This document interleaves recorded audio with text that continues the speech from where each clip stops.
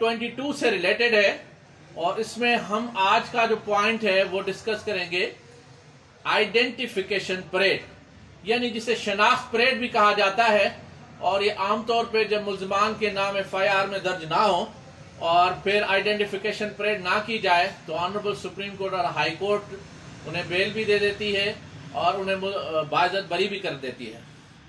और अगर identification parade हो भी लेकिन उसमें कुछ डिफेक्ट्स हों तो फिर भी उसका फायदा मुल्जिम को as a benefit of doubt of identity दिया जाता है और वो फिर बाइज्जत बरी कर दिए जाते हैं।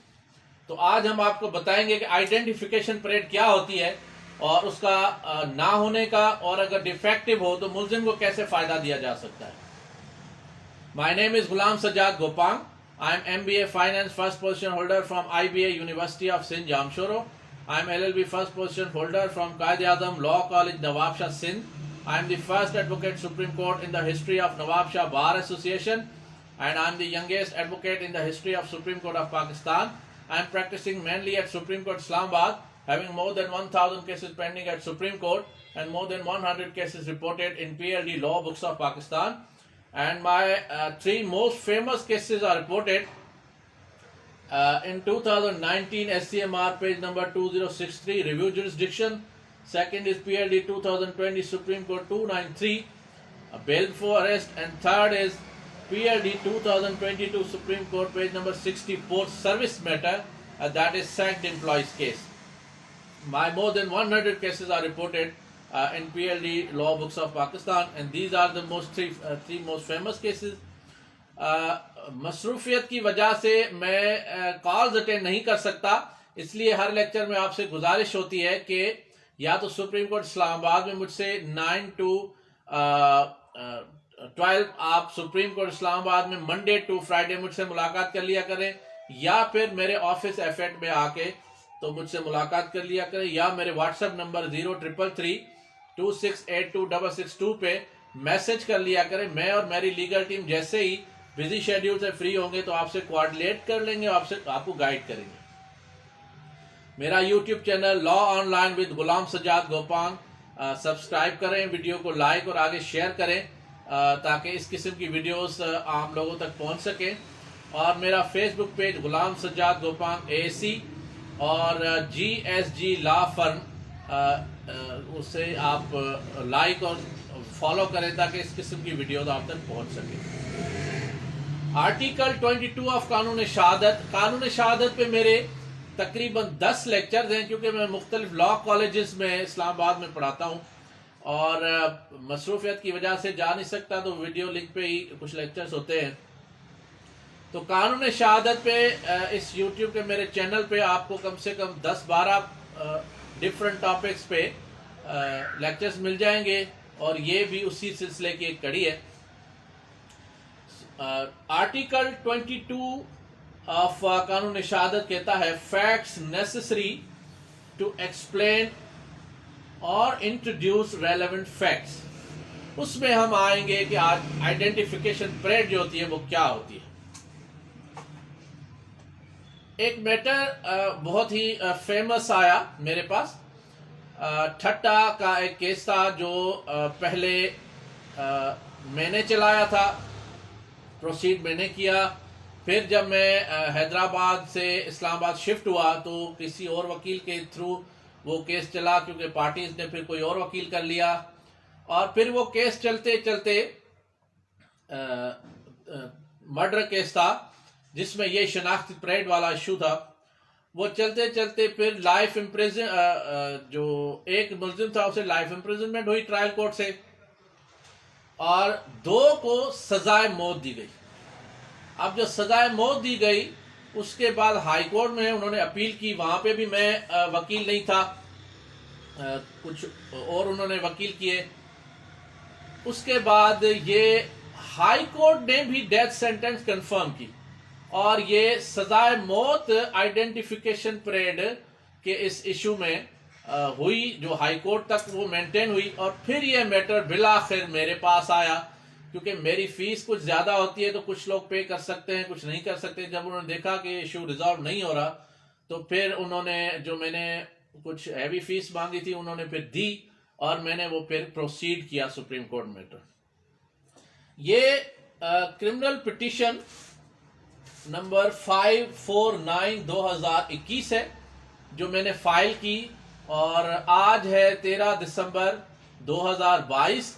ये 7 दिसंबर 2022 को 3 मेंबर बेंच ने मेरी ये पिटीशन अलाउड की। Petition criminal petition number 549/2021 वक्फुल Nabi and other, ये मैटर मैंने चलाया।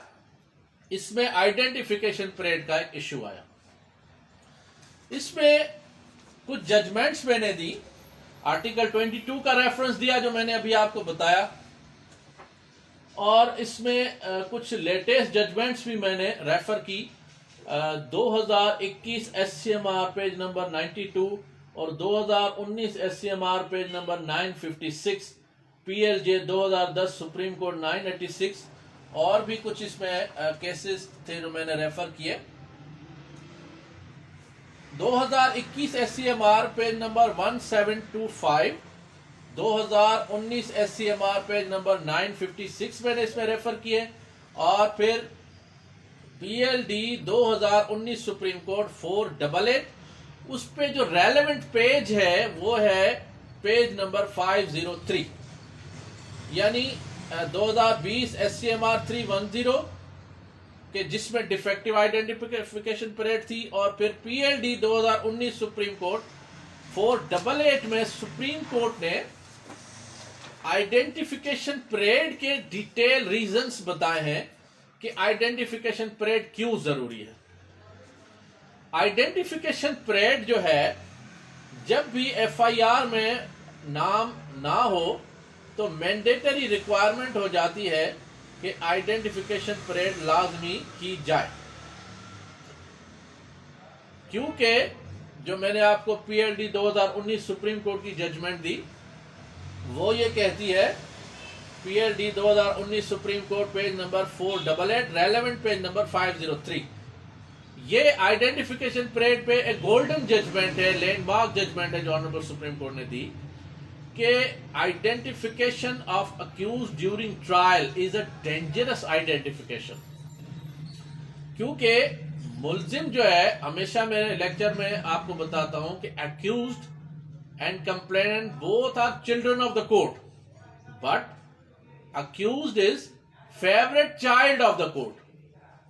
जो भी शक का फायदा है, benefit of doubt, is to be awarded to the accused not as a matter of grace but as a matter of right। अगर आइडेंटिटी में किसी किस्म का कोई शक व शुबा आ जाता है तो शनाख्त परेड नहीं है या डिफेक्टिव है, उससे मुल्जिम को फायदा देना है। और इन्हीं पॉइंट पे मेरी ये क्रिमिनल पिटीशन 549/2022 3 मेंबर बेंच, जिसमें जस्टिस तारिक मसूद साहब और जस्टिस हसन अजहर रिजवी साहब कराची से तशरीफ लाए सुप्रीम कोर्ट में, और तीसरे जस्टिस अमीनुद्दीन अहमद साहब, ये 3 मेंबर सुप्रीम कोर्ट का बेंच था जिसने 7 दिसंबर 2022 को मेरी ये क्रिमिनल पिटीशन नंबर 549/2021 इसी पॉइंट पे अलाउड की। अब मैं आपको बताता हूं कि इसमें आइडेंटिफिकेशन परेड क्या चीज होती है और आइडेंटिफिकेशन की जरूरत क्यों होती है। फिर मैं आपको बताऊंगा कि कैसे की जानी चाहिए, यानी क्या रिक्वायरमेंट है तब कंप्लीट लीगल है वरना डिफेक्टिव है। नंबर 1, इंट्रोडक्शन क्या है कि identification parade are to enable witnesses to identify those persons or things which are involved in commission of offense and which are not previously authority on involvement of such person or things in commission of offense। Identification parade is related to those facts which are declared as relevant facts। जैसे मैंने आपको बताया, article 22 कहता है facts necessary to explain or introduce relevant facts, उससे related इसकी definition ध्यान में रखेंगे। Identification parade related to those facts which are declared as relevant facts about place, name, person or date। अब आ जाते हैं मीनिंग क्या है। Identification parade is identification of stranger offender who is not previously known to the witnesses. अब इस पे चौथा point है कि दी आइडेंटिफिकेशन परेड की इंपॉर्टेंस क्या है. Identification parade is a procedure to identify the accused by the witness under the custody of magistrate. It is admissible evidence in the court of law, लेकिन अगर magistrate के सामने की जाए. When identification parade should be conducted, सवाल जवाब यह है कि identification parade should be conducted at the earliest possible time because the witness to identify the accused easily as the lapse of time of memory may fail. Normally जो है उसका 12 से 15 दिन का टाइम कुछ जजमेंट्स में लिखा गया है. अच्छा, who conducts the identification parade? Identification parade is conducted only by a magistrate having jurisdiction of competent jurisdiction. अब इसके मोड्स क्या है? आइडेंटिफिकेशन परेड इज कंडक्टेड और carried out by the modern devices. उसमें आप कैमरास वीडियोस यूज कर सकते हैं. नंबर 8 पे है कि स्कोप क्या है. Identification parade is relevant both in civil and criminal cases. 9 number पे है कि रूल्स रिलेटिंग क्या है. इसका रूल यह है कि इन रूल्स को फॉलो करना है. नंबर 1 है time. Identification parade should be conducted at earliest possible time. Number 2, supervision किसकी हो? मैजिस्ट्रेट की. प्लेस क्या हो, कहां पे आइडेंटिफाई किया जाए. It is conducted generally in the court, in the jail or some other secured places.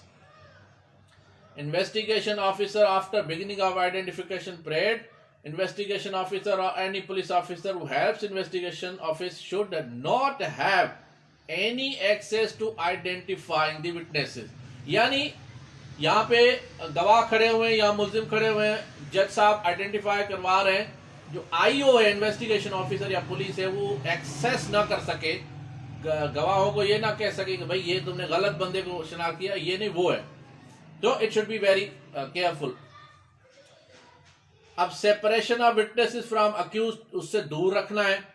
It is most important for holding identification parade that witnesses should be kept separated from the accused at some distance from place of identification parade, that they cannot see the accused or other concerned person until they are called for the identification parade.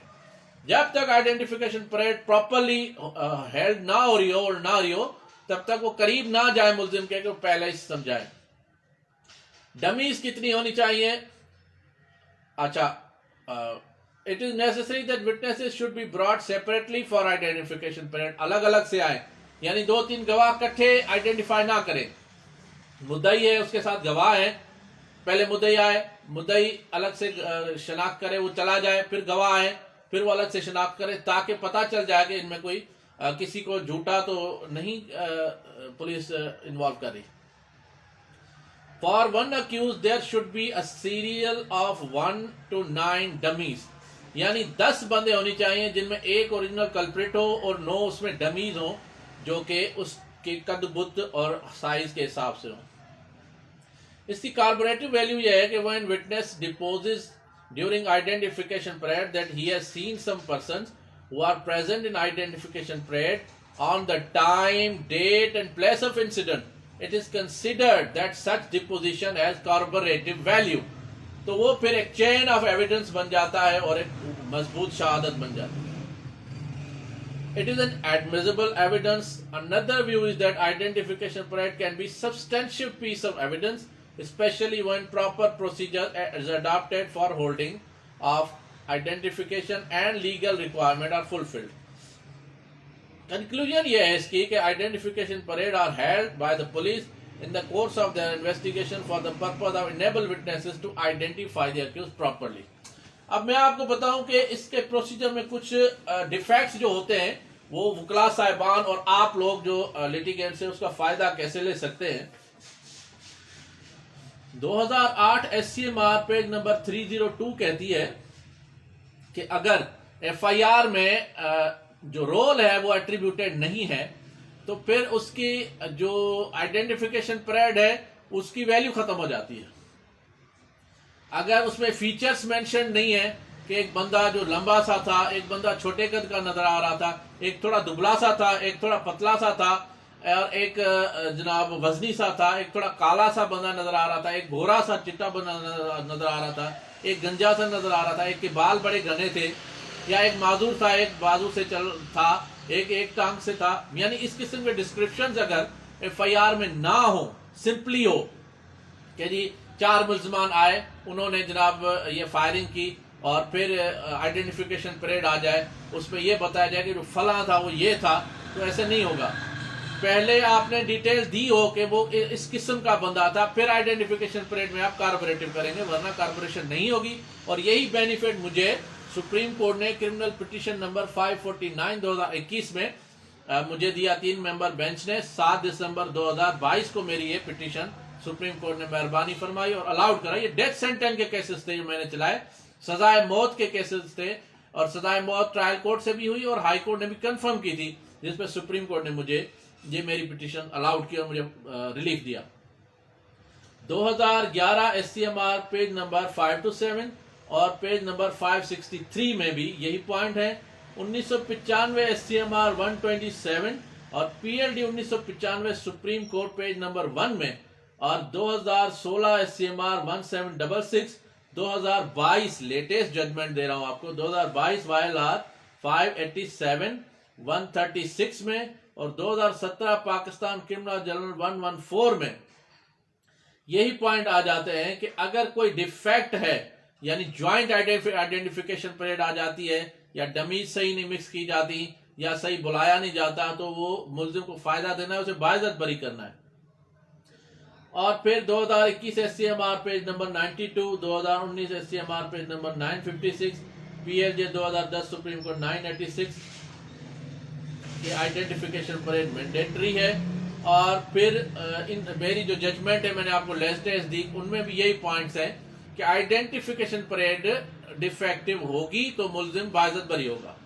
अब कैसे करनी है, मैंने कुछ आपको point बताए, कुछ मजीद बता रहा हूं। सबसे पहली बात कि जब FIR में नामजद मुल्जिम ना हो, FIR में डिस्क्रिप्शंस देना जरूरी है। अगर नहीं दिए गए तो मुल्जिम के बाइज्जत बरी होने के चांसेस हैं। मिसाल, अगर यह कहा गया है FIR में कि 4 मुल्जमान थे, 6 मुल्जमान थे, या 2 मुल्जमान थे, जिन्हें हम बाद में पहचान सकते हैं या नहीं, फिर आइडेंटिफिकेशन परेड हुई, डिटेल उसकी नहीं दी कि जी जो 2 मुल्जमान थे वो थोड़ा पतले से नजर आ रहे थे, एक मुल्जिम में से बड़ी भारी वजनी किस्म का बंदा था, एक उसमें बहुत लंबा था, एक जो है वो छोटा सा कद का था, एक लंगड़ा के चल रहा था, एक बड़ा काला सा मुल्जिम था, एक उसमें गोरा था, और एक के बाल घने थे, एक थोड़ा गंजा सा था, या एक जो बात कर रहा था वो तोतला के कर रहा था, एक जरा तेजी से बात कर रहा था, एक की आवाज भारी थी, एक की आवाज पतली थी। यानी ये सारे डिस्क्रिप्शंस अगर आप मेंशन नहीं करते तो याद रखें ये आइडेंटिफिकेशन परेड भी डाउटफुल होगी, और इस वजह से मुल्जिम भी बाइज्जत बरी होगा। अच्छा, अब हाइट जब डमी आप बनाएंगे, यानी जब आइडेंटिफिकेशन परेड के लिए डमीज बनाएंगे, तो डमीज के लिए अगर एक मुल्जिम आप लेकर आए हैं, उसकी हाइट 5 फीट 6 इंच है, तो बाकी जो उसके साथ 9 मुल्जिम डमीज के तौर पे खड़े करेंगे वो लाजमी 5.6 इंच ही होने चाहिए। वो उससे ना लंबे होने चाहिए ना छोटे होने चाहिए। अगर उसका वजन 100 किलो है, यानी उस मुल्जिम का वजन 100 किलो है, तो बाकी मुल्जिमान जो है उनका वजन भी 98, 99, 100, 102, 105 किलो इतना होना चाहिए। इससे ज्यादा नहीं होना चाहिए, क्योंकि अगर इससे ज्यादा होगा तो आइडेंटिफिकेशन परेड का पर्पस खत्म हो जाएगा। वो डिफेक्टिव आइडेंटिफिकेशन परेड है। मैं अपने तजर्बे की रोशनी में और ये सुप्रीम कोर्ट की जजमेंट्स की रोशनी में आपको बता रहा हूं। फिर अगर मुल्जिम गोरा सा है तो बाकी भी गोरे होने चाहिए, अगर ये काला है तो बाकी उतने ही किस्म के काले होने चाहिए, ये गंजा है तो बाकी जमीज भी गंजी होनी चाहिए, और बाकी अगर इसके बाल घने हैं तो बाकी, यानी सिमिलर होना चाहिए, ताकि जो डमी का मतलब ये होता है कि उस जैसा लगे। तो फिर आइडेंटिफाई हो। आइडेंटिफिकेशन के लिए ये है कि मुल्जिमान को फिर हैंडकफ में ना लाया जाए। हैंडकफ में यानी हथकड़ी में अगर अदालत में लाया जाएगा तो एक सुप्रीम कोर्ट की जजमेंट्स कहती हैं कि विटनेसेस समझ जाएंगे कि ये जो हथकड़ी वाला है शायद यही मुल्जिम है, बाकी डमीज है। फिर मुल्जिम को उससे दूर रखना है गवाहों से जब तक आइडेंटिफिकेशन परेड हो। अच्छा, अब ये जब 10 डमीज आ गई जिनमें एक मुल्जिम है और बाकी डमीज है, अब ये एक बार आइडेंटिफाई नहीं हो, गवाह अलग अलग आइडेंटिफाई करें, एक गवाह 3-3 बार आइडेंटिफाई करे। जब पहली बार आइडेंटिफाई करे कि इन 10 में से ये मुल्जिम है, फिर उसको बाहर ले जाए, फिर मुल्जिम को भी बाहर ले जाए, फिर डमीज में उसकी पोजीशन चेंज कर लें। यानी पहले अगर वो डमीज है लेफ्ट साइड पे दूसरे नंबर पे था, तो फिर दोबारा से राइट साइड पे उसको दूसरे तीसरे नंबर पे रख दें, ताकि दोबारा आइडेंटिफिकेशन परेड में फिर वो सोच के उसे ढूंढ लेंगे यही। अगर तीनों में से 3 बार ऐसे आइडेंटिफाई करे, अगर 3 में से एक बार भी वो गवाह गलत आइडेंटिफाई कर देता है, then again the identification parade is defective. अगर 3 गवाह हैं, तीनों गवाह, एक गवाह 3-3 मरतबा अलग अलग प्लेसेस में डमी में मुल्जिम को छुपाया जाए, और यानी 9 बार, यानी 3 गवाह, अगर एक बंदा 3 बार एक गवाह 3 बार आइडेंटिफाई करेगा तो 3 गवाह 9 मरतबा करेंगे। तो उन 9 टर्न्स में से एक बार भी अगर गलत आइडेंटिफाई हो जाता है, then again the identification is defective, और वो गवाही मुकम्मल नहीं है और मुल्जिम बाइज्जत बरी होगा। तो इन जो चीजें हैं, इनमें अगर एक भी पॉइंट मिस हो जाता है तो ये आइडेंटिफिकेशन परेड डिफेक्टिव। फिर अगर ये 9 यानी 3 गवाह 3 बार करेंगे तो 9 टर्न्स हो गए। इन 9 टर्न्स में एक बार भी अगर गवाहों में से एक गवाह भी ये कह देता है कि इसने फायर किया, और दूसरे गवाह मुल्जिम के बारे में कहता है कि इसने डंडा मारा, अगर उसमें एफआईआर में थोड़ा भी कंफ्लिक्ट आ जाता है, 9 टर्न्स में से एक टर्न में भी, एक गवाह के भी, एक मुल्जिम के भी, then again that is a benefit of doubt that is to be awarded to the accused not as a matter of grace but as a matter of right, जो मैंने आपको सुप्रीम कोर्ट की जजमेंट्स दी। तो इन सारे points को identification parade में magistrate साहब ने इंतहाई केयरफुली एग्जामिन करना है, प्रोसीड करना है। अगर एक भी डिफेक्ट उसमें रह जाता है तो that identification parade is a defective identification parade, और मेरे क्रिमिनल पिटिशन 549 2021 के 7 दिसंबर 2022 के सुप्रीम कोर्ट के ऑर्डर की रोशनी में जो मैंने केस चलाया, और PLD 2019 supreme court PLD 2019 supreme court 588 relevant page number 503, और बाकी जो मैंने जजमेंट्स थी उनकी रोशनी में that identification parade will be declared as defective identification parade and the accused will be acquitted from the charge. तो मेरा यूट्यूब चैनल सब्सक्राइब करें, वीडियो को लाइक और आगे शेयर करें, और आपकी अगर ऐसी कोई फरमाइश है, कोई ऐसा लॉ की प्रोपोजिशन समझना चाहते हैं तो कमेंट सेक्शन में मुझे लिखकर भेजें, ताकि अगली वीडियो आपके उसी टॉपिक पर मैं